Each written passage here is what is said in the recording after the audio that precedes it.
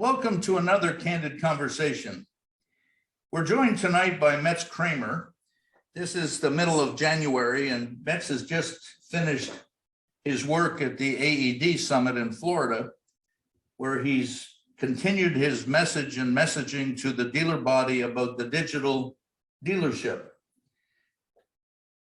Hi, Mel. Good to see you. Good to see you too, Ron. We thought that we would start today with a subject that is taking us from transactions to transformation. Within the digital dealership, we have all manner of transactions. We have all manner of data.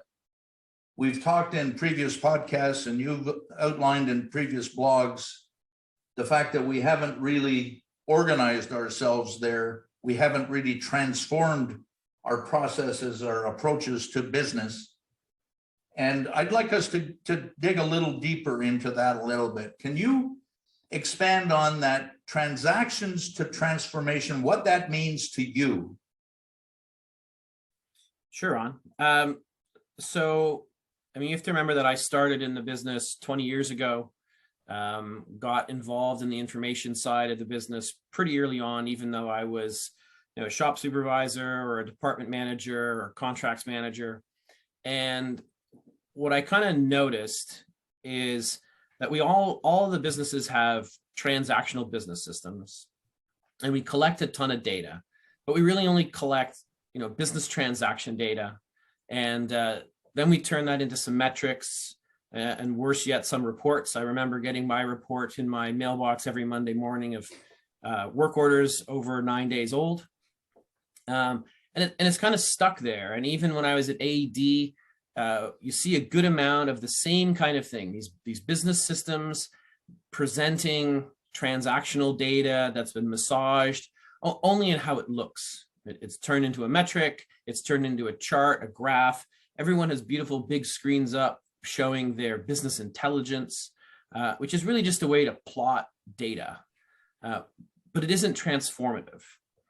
And so I did my presentation on the digital dealership, and one of I kind of created 4 legs to my presentation. And one of the legs was information.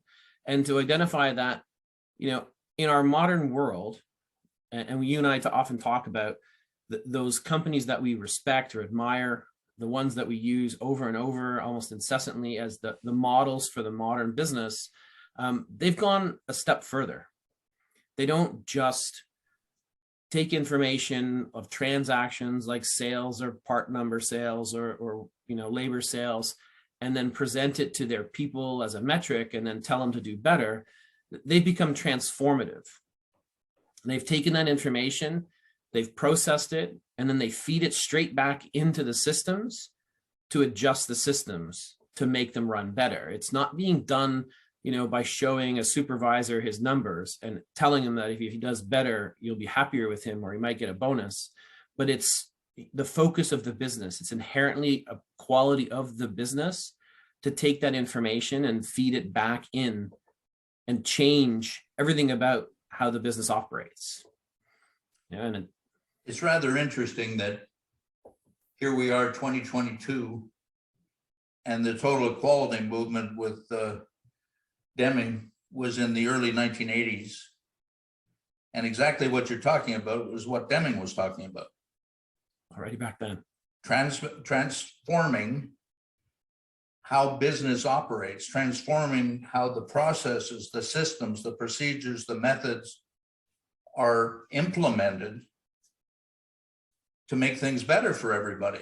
We seem to be stuck. We're going to end up in a series of discussions on this as well, Metz, but the leadership that we have today gets those reports, have standards from the AD with the cost of doing business survey, with John Deere with the dealer management comparative studies. And as long as they're meeting those metrics, as long as they're hitting those standards, life is good. Right. There's an old truth in the world that I live in that says companies that look inward and that's what those metrics do, Yep. are destined to fail. Eventually, if you don't pay attention to the changing market and your customers' changing expectations, and you think you can continue to manage the business by only looking at your internal metrics, then I can't see how you're going to keep up. And that's one of the things I tried to introduce, is that there are new data sets now. We only used to have transactional data. It was by and large the only data being collected. But we have two other main sources of data now. One is we have a massive amount of market data. Right? There are companies in our industry like Equipment Watch and Rouse and Ritchie and all of them. They're collecting massive amounts of data, and that data is available, and that data is there to augment what you're seeing. It's there to add depth to the transactional data that you're seeing, and it's there to add value to your salesman's transactions. So that's market data. The third one is probably even less understood, and that's engagement data. We never used to have engagement data, short of like, a salesman's call sheet of who we went to visit. We've never had it, but now the world is full of it. You send out an email campaign and there's engagement data. Who opened it? Who looked at it? How many times did they click on it? If someone opens an email 2 days apart, there was something interesting that they went back for. There's a purpose, and there's tons of engagement data like that. I learned about a new product called Hotjar that one of the vendors was using to understand how people were moving around their website. It just screen captures visitors and what they do, where they click, so they can understand how people are engaging with their website so they can make it better. So those are two new areas of data that I don't see many or any dealers figuring out how to apply. I in my presentation, I used, my own login on my own visit to Amazon. And I show up on Amazon and it says, "Hi, Mets" in the corner. And I happen to be in Florida, and I'm in Canada normally. And on the top left, it says, "Ship to this address. By the way, you're in the US. You might want to change websites to the US site." And then it said, "This is what you had in your cart last time." And then a bunch of products that reflected what I'd looked for last time. And that's engagement, right? That's a company that took what they learned from me and they recognize me without me having to type in my name.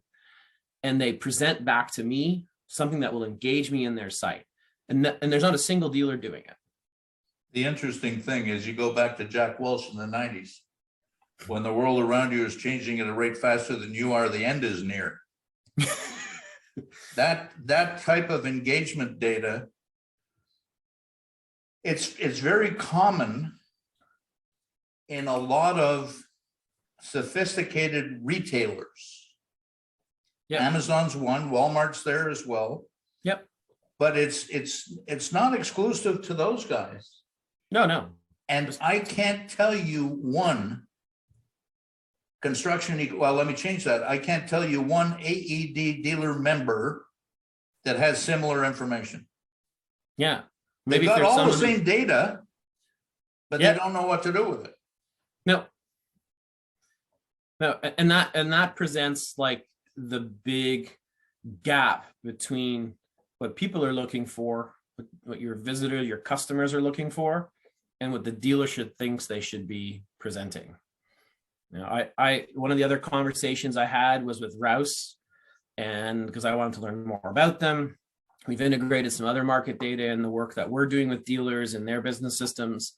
And so I asked, like, okay, where are you getting your data? And well, we get, now that we're part of Ritchie, we get our auction data from Ritchie. And then we get all of our sales transaction data from the dealers who are our customers. We download from their systems all of the machine sale data, and we use that to generate market pricing data. And then the dealers come to the Rouse site to see what that means for their fleet. And I was stunned, Ron. I was absolutely stunned. He said there wasn't a single dealer that wanted that data straight back in their own system so they could analyze it themselves and come up with an understanding of what that data meant. Just think about that. Of the hundreds of customers that they have, of all their competitors' sales that they could be consuming to get better themselves, it's left to go to Rouse website and pick through your fleet and try and figure out if there's anything useful there. Yeah, you and I were talking about that a while back, and dealers don't understand the power of that information. It's actually stunning, although it's not surprising, Mets. If you look at it, and we'll touch on this at another time, but the generation that's running the industry today are from 55 to 75, pretty much everywhere. That's the leadership, the executives. I had a chat with a senior executive, chief operations officer, about technology a couple of years ago. Yeah. And I'm saying, you haven't got anything. You're not using anything you've got. And he said, well, what do you mean? And then he let me talk for about 30 minutes. You need this, you need this, you need that, you need that, you need blah, blah, blah. And at the end of it, I said, have you considered any of those things? He said, I was just being polite and silent, but I didn't understand anything you said. Now, I've been accused of having a problem with communications, but not to that degree.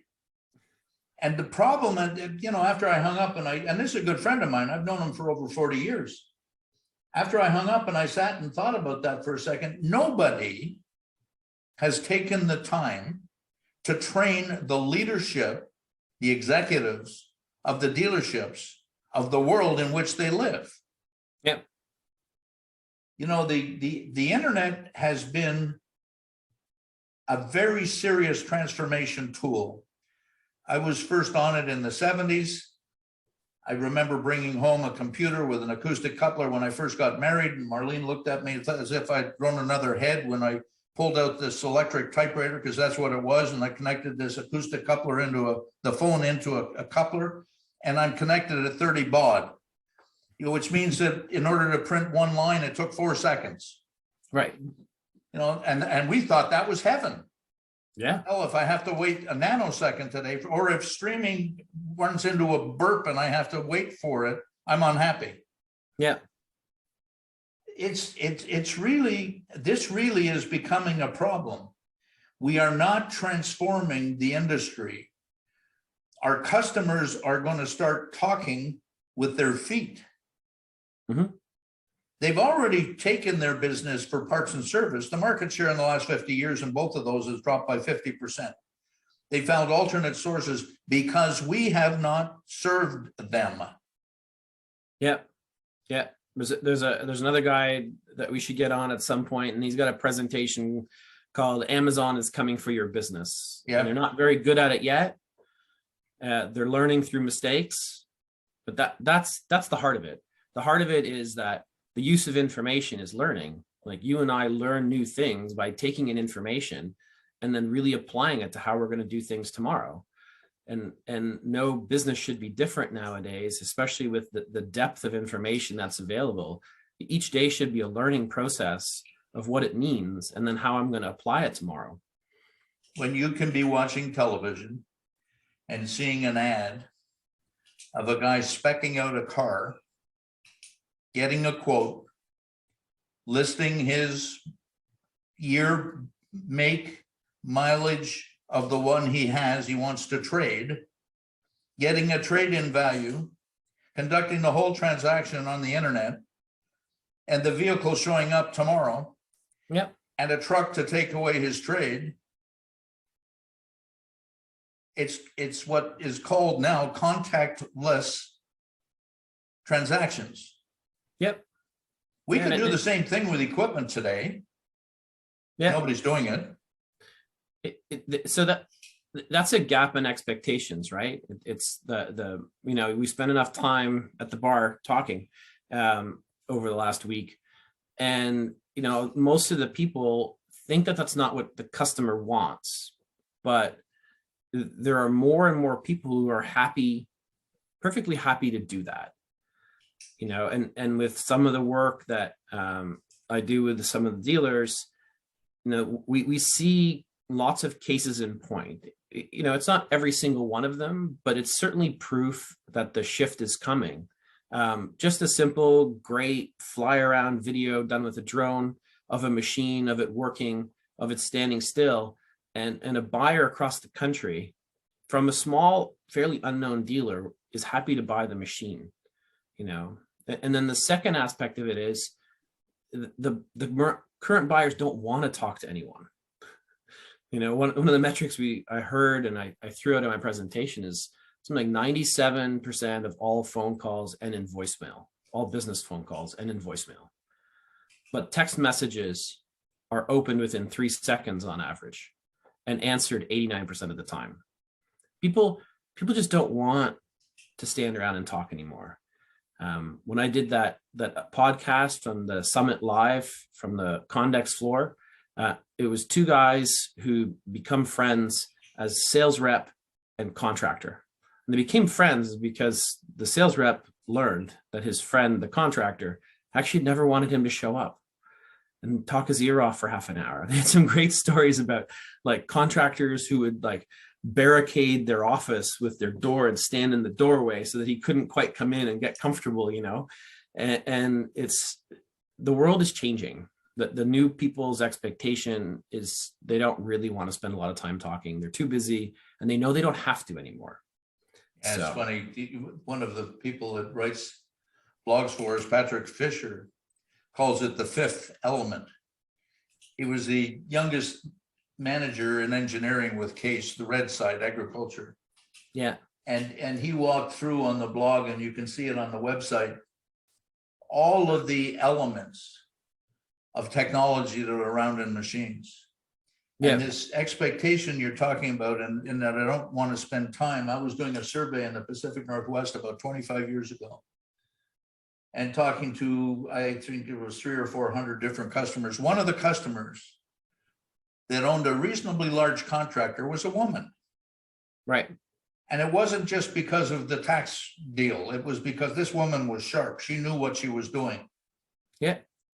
And I said, what's the single thing that bothers you the most about your relationship with the dealerships in parts and service? And he said, oh, that's easy. I said, well, what is it?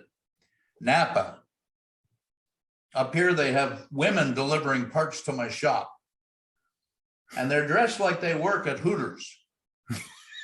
And when they come in my shop to deliver the parts, every technician stops what they're doing to go to the door to see what they're going to, if there's anything there for them to pick up. She said they're not at all interested in what they're picking up.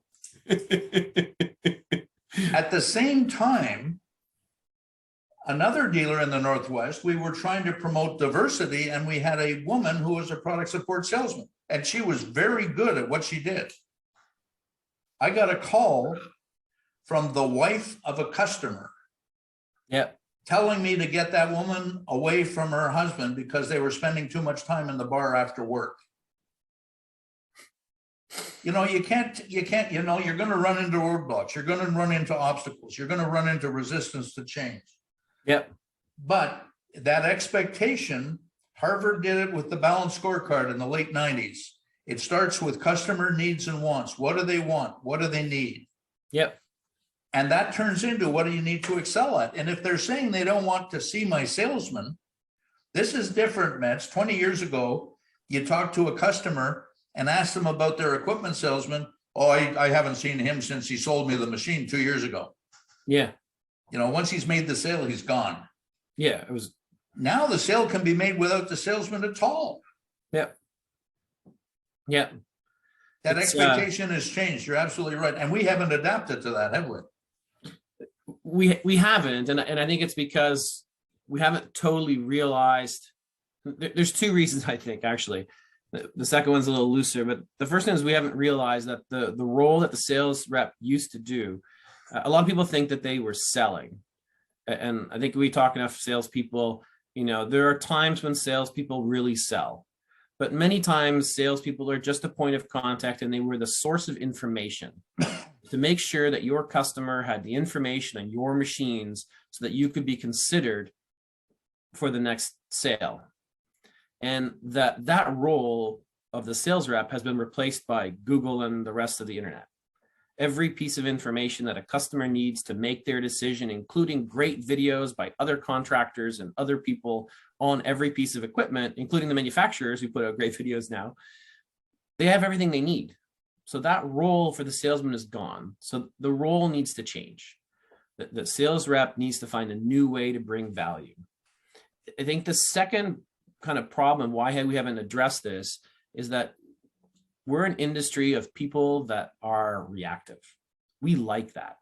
Like, I think the industry retains people who, like service people, like parts people, even salespeople are, salespeople get called when something's needed. The service department gets called when something breaks. Parts department gets called when they need a part. It's reactive. And so it naturally, we kind of filter out people who thrive on the reactionary business model that like getting called. And we kind of lose a lot of the people. And I remember seeing other management trainees come in at the cat dealership. We lose the people who are proactive because they don't really fit. There's not a lot of time spent on being proactive in the dealerships. And so we lose them. So aside from the fact that we need to do it, we also have kind of lost a lot of those people because we naturally retain the people who love the excitement of the breakdown, the fix. And I think that's one of the things getting in our way of making this change. Yeah, I think you're right. We call those, we're comfortable as firefighters. Right. Without recognizing that 95% of the firefighter's job is preventing fires. We haven't figured that out yet. I love when people bring that up. I'm so busy fighting fires. It's like, well, then you don't understand what firemen do. Yeah. I think you're right. Culturally, the industry, and you can see a profile for different OEMs. The Caterpillar dealer product support group are much more bureaucratic, much less entrepreneurial than a small, non-aligned. Once you get rid of they get the top of the pile done, Caterpillar, Komatsu, Volvo, Case, John Deere, add whomever you want to stick in there. I don't want to leave anybody out. But once you get past those guys, you got 100 other manufacturers. Oh yeah. And they have to scratch to get every damn dollar of business that they get. Yeah. It's Lee Trevino is famous for, the pressure that somebody, an announcer, after he won a term, and he says, there must be a lot of pressure standing over a putt for $1 million. It's 3 feet. He said, that's nothing like standing over a putt that's 3 feet for $100 and you haven't got the $100. Different perspectives, right? Yep, exactly. This transformation, I can't wait for it to happen. I hope it'll happen when I'm still engaged, but it's really slow coming. It's going to take a leader to show, or a leader at a manufacturer or a dealer or a brand new dealer to decide that they're going to rebuild, either because they're falling behind too far or because they have good foresight. But someone's going to have to take that chance and say, hey, our best road forward is not the traditional, finding dealer model, but to change the model from the way we've done things to transformation, to use of information, to recognizing what engagement is and recognizing what customer expectations are changing. If they do that, it might even pull a lagging manufacturer out of the doldrums. Yeah, it's true in every aspect of society and life. Vince Lombardi, when he went into the Packers, it's the last place team. Bart Starr was the 4th string quarterback.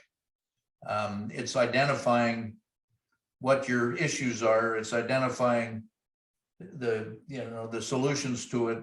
It's being good at that. Like you say, somebody's got to lead the way. There were books written back in the 1990s, early aughts, around the line of, you got to be a rabbit. You got to be agile. You got to be quick. You got to adapt. You got to adjust. And a lot of people have read that stuff. But the 55 to 75-year-olds seem to be very much risk averse because these changes will provoke risk. They will. I think the feeling of risk is greater than the actual risk. Well, that's, yeah, This is not an all or not, right? This isn't about throwing away everything that you've done for 50, 60, some dealers, 100 years of business. It's not about throwing that all out. It's just about recognizing what aspects of the dealership need to change. It has to be throughout the dealership. It has to stop being like a bolt-on. Like the number of people that have come up to me and say, oh yeah, we're doing social media. We hired some 25-year-old. She sits over there and she does our social media. I'm like, well, if that's what you think social media is, that's really just content. That's not the core of social media is engagement. It's not, nice pictures and videos. It's what we started out with the internet. That's at the very beginning, everybody looked at it like, I want to have a history of the company.